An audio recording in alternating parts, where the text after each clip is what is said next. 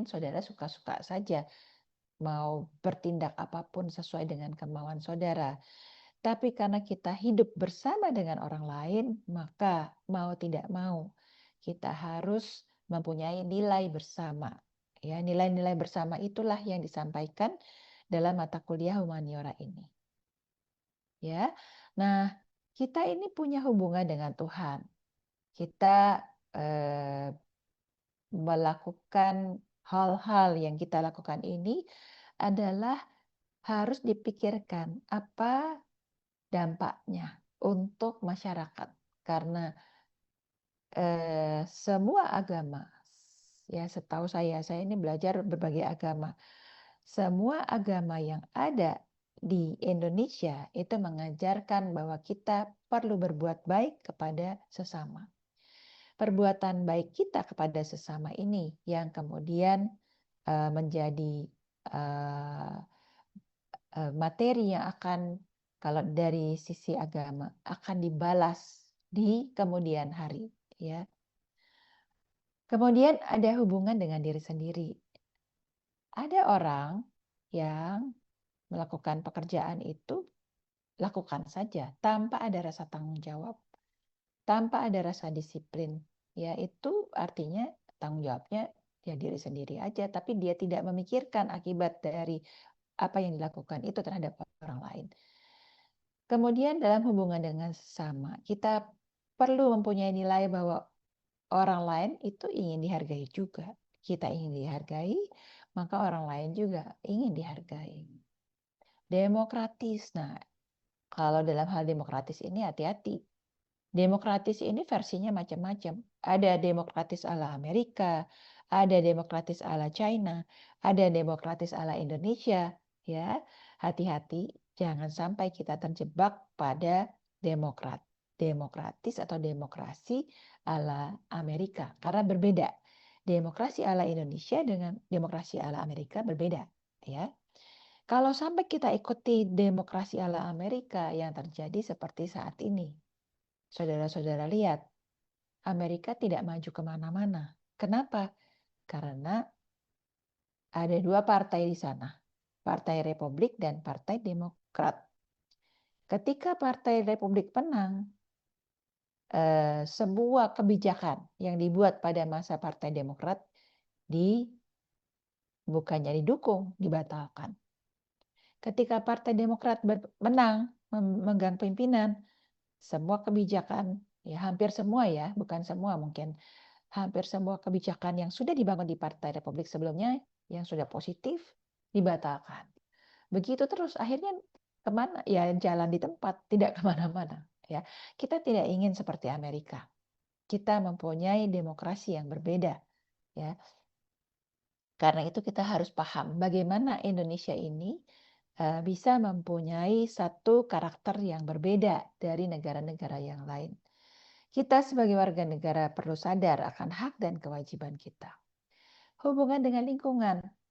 Saudara tahu siapa ini yang suka makan pesan GoFood? Saya ingin tahu, coba kalau pesan GoFood, berapa jumlah sampah plastik yang saudara hasilkan?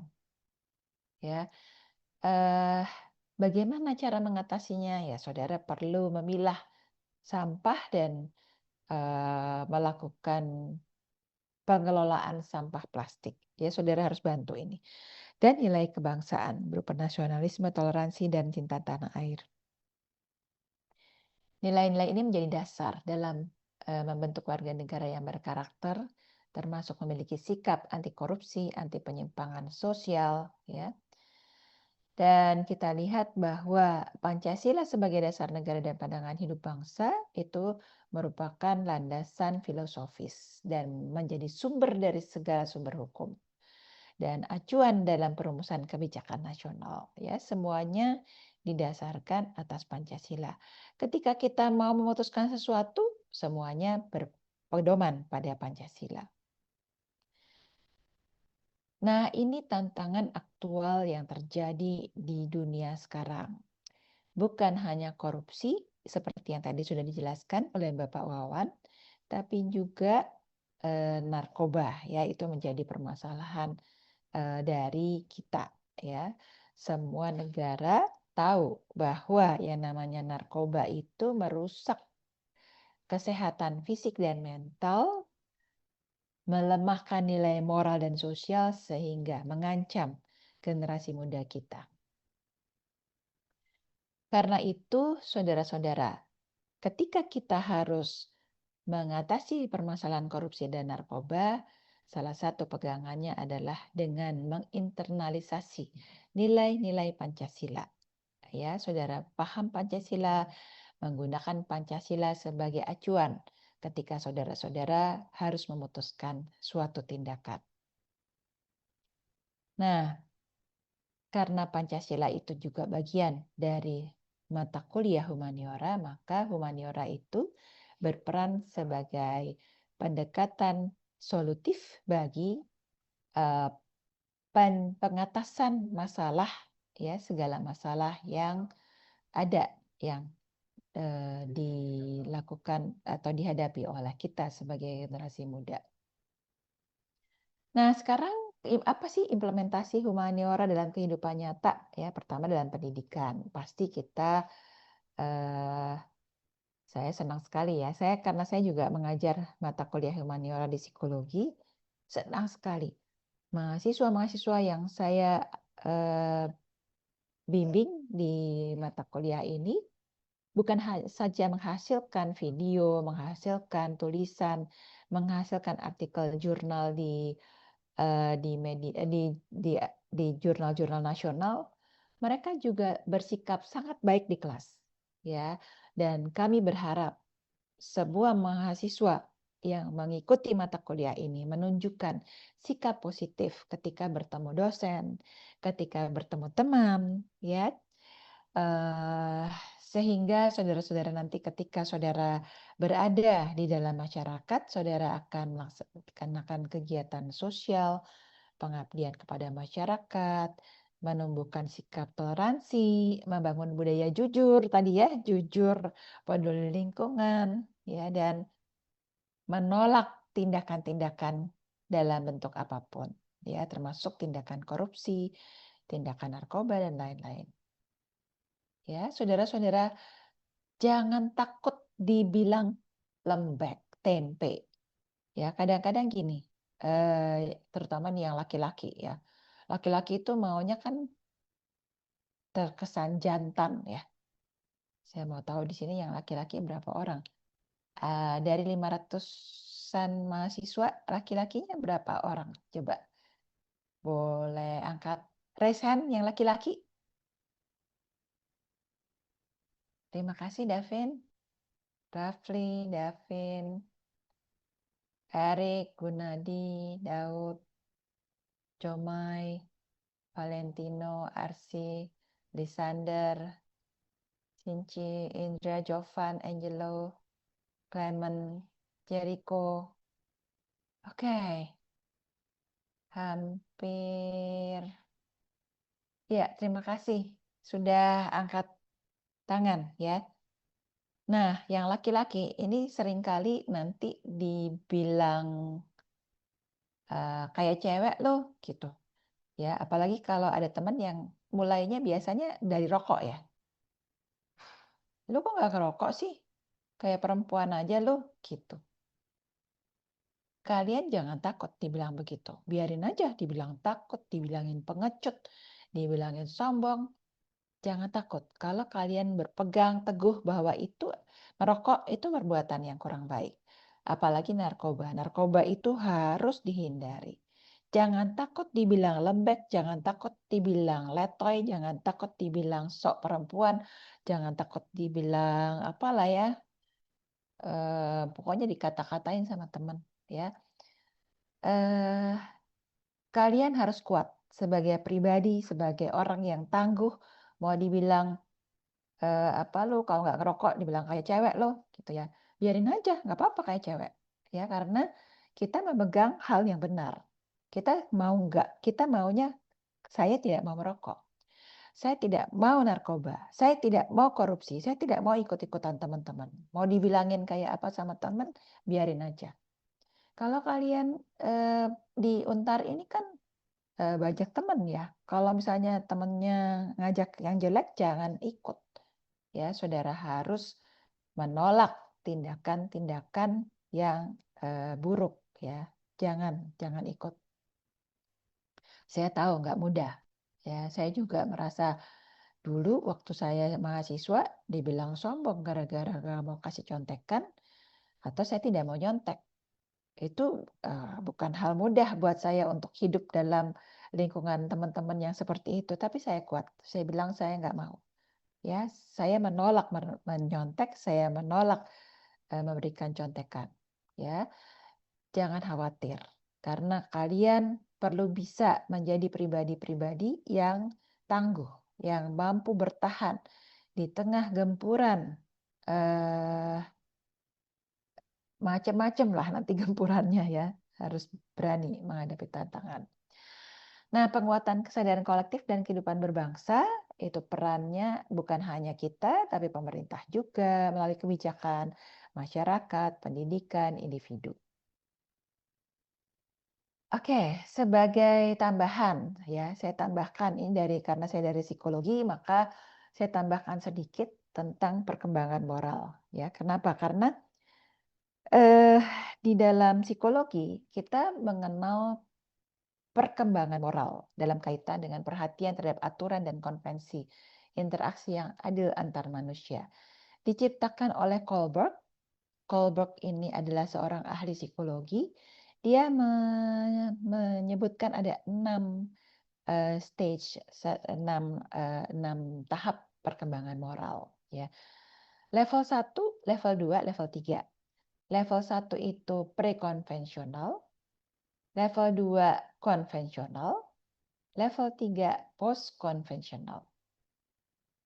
Level 1 ada 2, stage 1, stage 2. Stage 1 apa? Kalau kita gini, moral itu kan yang membimbing kita mengetahui ini benar, ini salah, gitu ya. Nah, misalnya korupsi.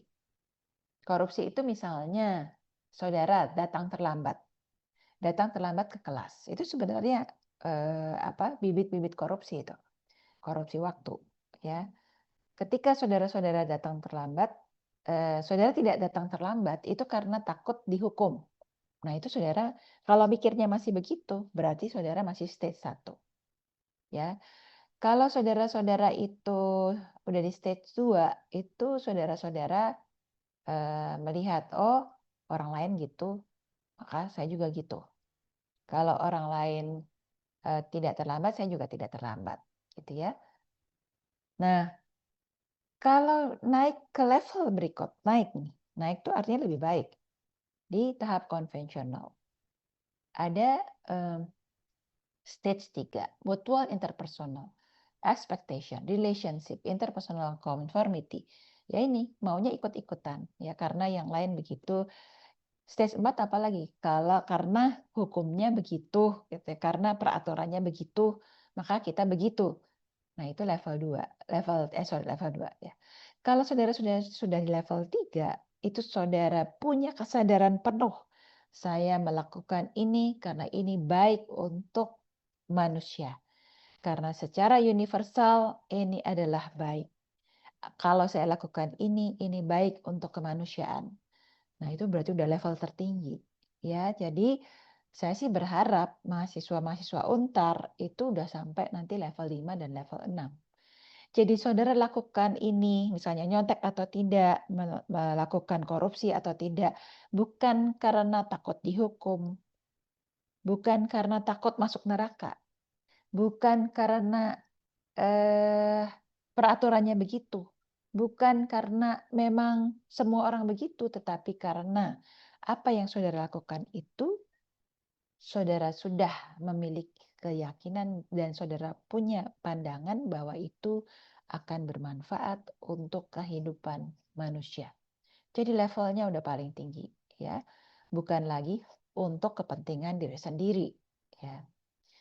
Lalu sebagai penutup, maka nilai internalisasi nilai Pancasila melalui humaniora merupakan langkah strategis dalam membangun bangsa. Korupsi dan penyalahgunaan narkoba bukan hanya persoalan hukum, tapi juga persoalan nilai dan kesadaran.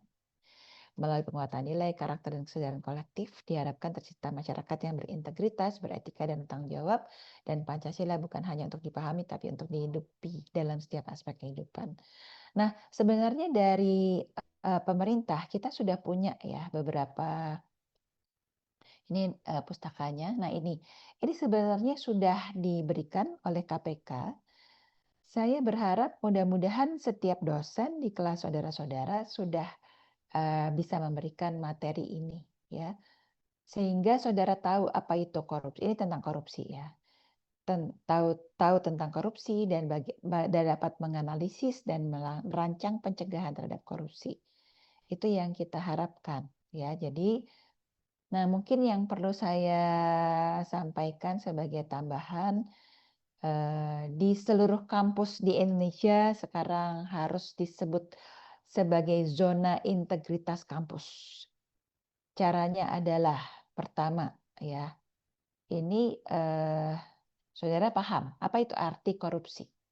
Korupsi artinya kebusukan, kerusakan, kebejatan, ketidakjujuran, dapat disuap dan tidak bermoral. Jadi korupsi adalah menyalahgunakan wewenang yang dipercayakan untuk kepentingan pribadi. Itu adalah korupsi. Ya, jadi kalau dilihat ini tadi sudah disebutkan oleh Pak Wawan. Nah, mungkin saya nggak lihat yang besar-besarnya, nanti ini mungkin belum ada relevansinya dengan kalian. Tapi di sekarang ini, nah ini, titip absen itu bagian dari perilaku yang bisa mengarah ke korupsi. Ya, jadi perilaku koruptif, titip absen itu perilaku koruptif. Menyontek, perilaku koruptif. Tidur di kelas, koruptif. Merusak fasilitas umum, itu juga koruptif. Jadi tolong saudara-saudara mahasiswa di Universitas Tarumanegara hindari semua ini karena ini adalah perilaku koruptif. Terlambat, plagiat, proposal palsu, gratifikasi ke dosen. Nah ini, kasih hadiah, kasih oleh-oleh ke dosen, nggak boleh ya. Saya selalu menolak ya kalau ada.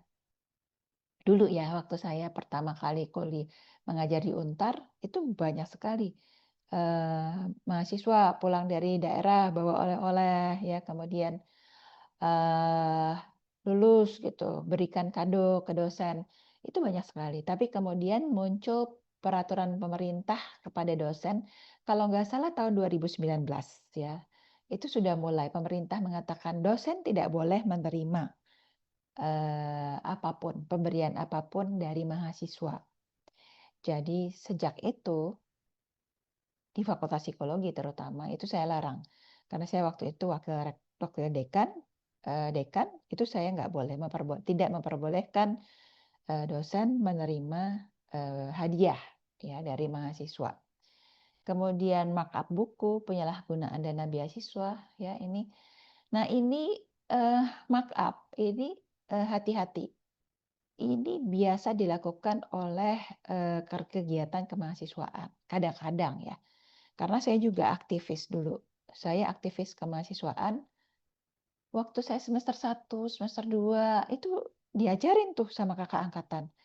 Udah, dinaikin aja. Kan harga buku misalnya 60.000. Bikin aja 75.000 supaya nanti kan ada sisa. Nah, itu nggak boleh ya. Jadi sebenarnya banyak hal itu kadang-kadang di ditularkannya itu melalui pertemanan ya. Jadi waktu itu saya bingung-bingung kenapa harus begini ya. Itu udah biasa dia katanya gitu ya waktu saya kuliah. Tapi saya tahu bahwa itu tidak benar dan saya tidak lakukan ya. Jadi banyak sekali yang bisa menyebabkan kita terjebak pada kasus-kasus koruptif ya, misalnya plagiarisme, kemudian curang pada waktu tes ya dan seterusnya. Kasus suap, kecurangan saat tes masuk perguruan tinggi, lalu hakim ya kalau suap di terutama ini fakultas hukum nggak ada sayangnya ya, tapi di fakultas hukum itu harus belajar bahwa kasus-kasus seperti ini tidak boleh dilakukan ya. Kemudian nanti ada tontonan, silakan saudara lihat. Nah, kenapa kok ada korupsi? Ini salah satu teori. Selain teori perkembangan moral tadi, ternyata ada yang namanya GONE teori, greedy, serakah, kemudian adanya kesempatan, adanya exposure, ya, jadi terekspos terhadap hal-hal tersebut, dan adanya need, ya, need itu menyebabkan kita korupsi, ya. Tapi sebenarnya kalau kita punya moral yang baik, harusnya sih tidak usah kita masuk ke situ, ya. Nah, ini teori lain lagi, teori perkembangan penyebab fraud, ya. Ada pressure, ada opportunity. Jadi semuanya itu didorong oleh ada arogansi, ada kompetensi, ada pressure, ada kesempatan, ada rasionalisasi, pembenaran atas perlakuan yang dilakukan. Dampaknya jelas, tadi sudah dijelaskan oleh Pak Wawan. Ya, banyak hal yang harusnya bisa kita berikan untuk negara ini menjadi tidak terberikan karena ada orang-orang yang melakukan korupsi, ya. Indonesia itu harusnya kalau semua orangnya tidak korupsi, Indonesia itu makmur sebenarnya. Tapi karena ada orang-orang yang korupsi, makanya sebenarnya banyak hal buruk yang terjadi di kita karena banyak di antara orang-orang kita yang tidak bisa menahan diri untuk tidak ikut-ikutan dengan teman-temannya. Ya, nah ini Trisula pemberantasan korupsi dari pendidikan, pencegahan, penindakan. Saya sih sangat berharap saudara-saudara sebagai mahasiswa, saya yakin sekali ketika saudara SD, SMP, SMA itu semua guru-guru saudara sudah mengajarkan untuk tidak korupsi. Ya, tidak nyontek. Tapi ya tergantung teman-teman saudara, tergantung saudaranya mau ikut-ikutan teman atau tidak, ya. Kemudian lembaga penindakan pemberantasan korupsi, ada KPK, ada kepolisian, ada kejaksaan, yang akhirnya masuk ke pengadilan tipikor, tindak pidana korupsi. Pencegahannya kalau di dalam masyarakat nanti, prosedurnya harus transparan, kepemimpinannya efektif, kontrol dan perlindungan sistem yang baik, layanan konsultasi pencegahan korupsi, dan bekerja sama dengan organisasi untuk mengidentifikasi fungsi dan sistem yang rentan terhadap praktik korupsi. Lalu investigasi dan edukasi, ya, ethic for all. Jadi semua harus tahu bersama-sama bahwa ada tindakan-tindakan yang bisa menyebabkan kita tergolong melakukan korupsi. Ya, pencegahannya ya ini tadi. Kita harus punya mekanisme supaya tidak ada orang yang melakukan korupsi, termasuk tadi plagiarisme misalnya, ya. Kita lanjutkan nilai korupsi dan integritas. Nah ini ya 9 nilai anti korupsi yang tadi bersepeda kakak. Mandiri, tanggung jawab, berani, sederhana, peduli, disiplin, adil, dan kerja keras. Integrity itu udah jelas. Ini adalah motonya Untar ya, IPE. Integritas adalah keselarasan antara pikiran, perkataan, dan perbuatan dengan standar norma hukum atau nilai yang berlaku. Ya ini ya, integritas. Itu adalah sebenarnya ya itu tadi keselarasan pikiran, perkataan, perbuatan dengan standar norma atau hukum atau nilai yang berlaku. Nah, ini Pak Hugeng ini adalah salah satu tokoh yang paling berintegritas. Hidupnya miskin, tidak pernah beliau menggunakan kesempatan-kesempatan selama menjadi polisi. Ya, jujur, berani, kepemimpinan yang melayani, adil, disiplin, sederhana, tanggung jawab, dan integritas. Ini tokoh yang perlu dijadikan contoh. Oke, jadi saya berharap mahasiswa Untar itu bisa mencegah korupsi